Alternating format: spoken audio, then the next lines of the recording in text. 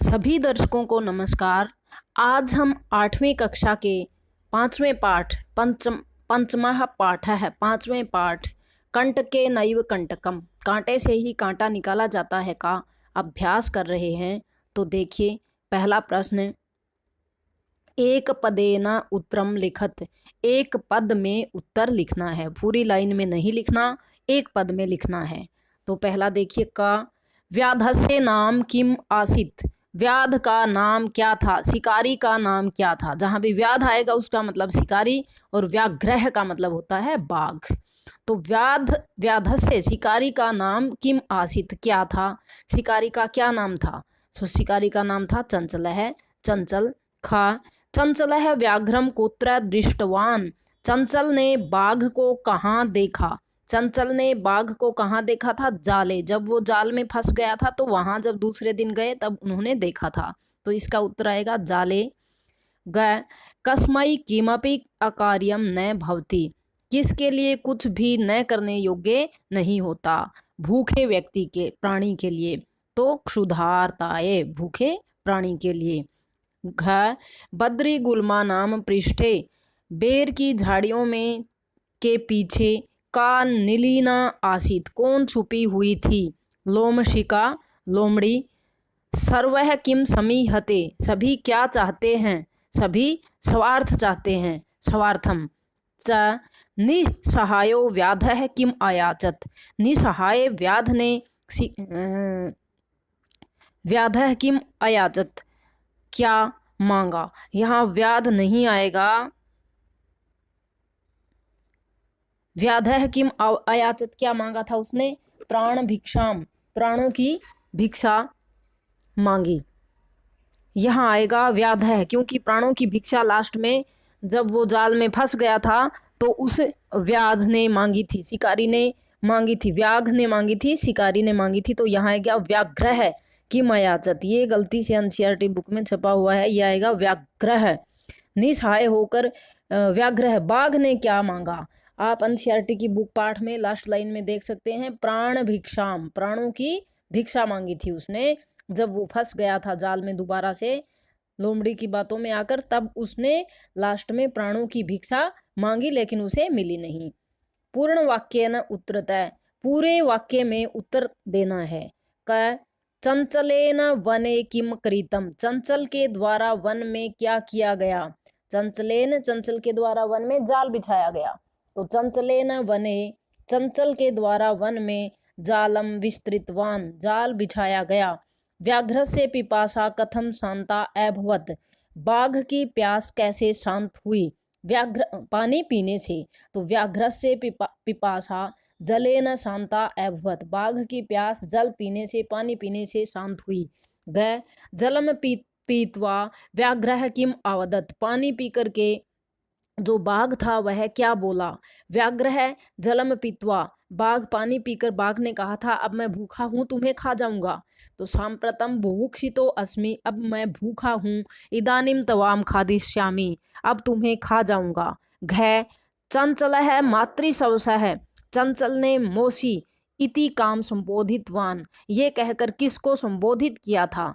तो उस चंचल ने लोमड़ी को मोसी कहा था। चंचल है मातृशवस इति लोमसिकाम संबोधितवान, चंचल ने मोसी यह शब्द लोमड़ी को कहकर संबोधित किया।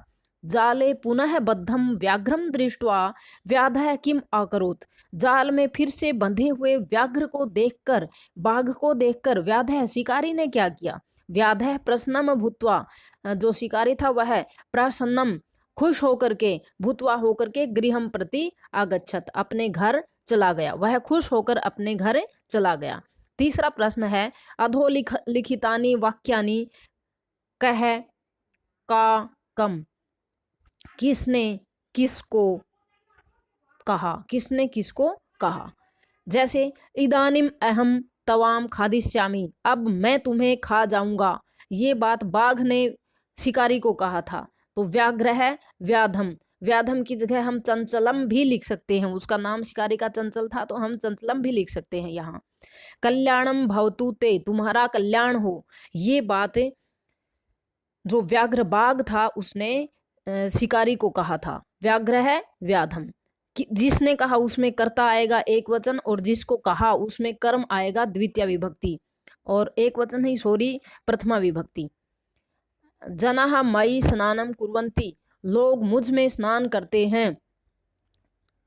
तो ये बात किसने कही थी? नदी जल है, नदी जलम, जल नपुंसक लिंग है इसलिए जलम लिखते हैं हम इसको। तो नदी जलम, नदी के पानी ने व्याधम शिकारी को कहा। अहम तवत्कृते धर्मम आचरितवान, मैंने तुम्हारे लिए धर्म का आचरण किया। तवया मिथ्या भणितम, तुमने झूठ बोला। ये बात कही थी शिकारी ने बाघ को। तो व्याध है शिकारी, व्याघ्रम बाघ को। घ यत्र कुत्रापि छेदनम कुर्वन्ति, जहाँ कहीं भी छेद कर देते हैं, वृक्ष ने शिकारी को कहा। तो वृक्ष है व्याधम। अगला है संप्रति पुनः पुनः, अब बार बार कूर्दनम कृत्वा दृश्य, कूद करके दिखाओ। ये बात लोमड़ी ने कही थी, और किसको कही थी? व्याघ्रम बाघ को लोमड़ी ने कही थी। अगला देखिए, रेखांकित पदम आधृते प्रश्न निर्माणम, रेखांकित पद को आधार मानकर, जिनके नीचे रेखा खींची हुई है, जैसे जालात वृक्षम, इन सब के नीचे जो रेखा खींची हुई है, उन पदों को आधार मानकर प्रश्न निर्माण करना है, प्रश्न बनाना है। पहला देखिए, व्याध है शिकारी ने व्याघ्रम बाघ को जालात बही निरसार्यत, जाल से बाहर निकाला। तो जाल से बाहर निकाला, यहाँ जाल से, यहाँ इस प्रश्न बनाना है तो किस से बाहर निकाला, किस से, जालात की जगह आएगा कस्मात, और पूरी लाइन बनेगी व्याध है व्याघ्रम कस्मात बही निरसार्यत, यहाँ प्रश्नवाचक चिन्ह लग जाएगा। ख चंचल है वृक्षम उपगम्य अपृच्छत, चंचल ने वृक्ष के पास जाकर पूछा। तो किसके पास जाकर पूछा? यहाँ आएगा चंचल है कम उपगम्य अपृच्छत, चंचल ने किसके पास जाकर पूछा, प्रश्नवाचक चिन्ह लगा देंगे। व्याघ्र है जैसे ही हम रेखांकित पद की जगह प्रश्नवाची पद रखते हैं और पूरी लाइन बनाते हैं, तो उसके बाद हमेशा हम प्रश्नवाचक चिन्ह लगाएंगे। व्याघ्र है लोम शिकायई निखिलाम कथाम नय वेदियत, व्याघ्र है लोम शिकायई, व्याध है, यहाँ लोमड़ी को पूरी कथा किसने सुनाई थी? लोमड़ी को पूरी कथा सुनाई थी व्याध शिकारी ने। तो यहाँ व्याघ्र नहीं आएगा, यहाँ आएगा व्याध है, यहाँ व्याध है। ये दोनों नाम एक ही जैसे हैं, तो बुक में हो सकता है कि प्रिंटिंग मिस्टेक हो। तो व्याध है लोम शिकायई, शिकारी ने लोमड़ी के लिए निखिलाम कथाम नैवेद्यत, पूरी कथा का निवेदन किया। तो किसके लिए किया था? कश्यई, लोमड़ी के लिए, किसके लिए? चतुर्थी विभक्ति। ख मानवाः वृक्षाणाम छायायाम विरमन्ति, मानव वृक्षों की छाया में विरमन्ति विश्राम करते हैं। किसकी छाया में विश्राम करते हैं? तो मानवाः केषां छायायाम विरमन्ति। अड़ व्याघ्रः नद्याः जलेन व्याधस्य पिपासाम समयत,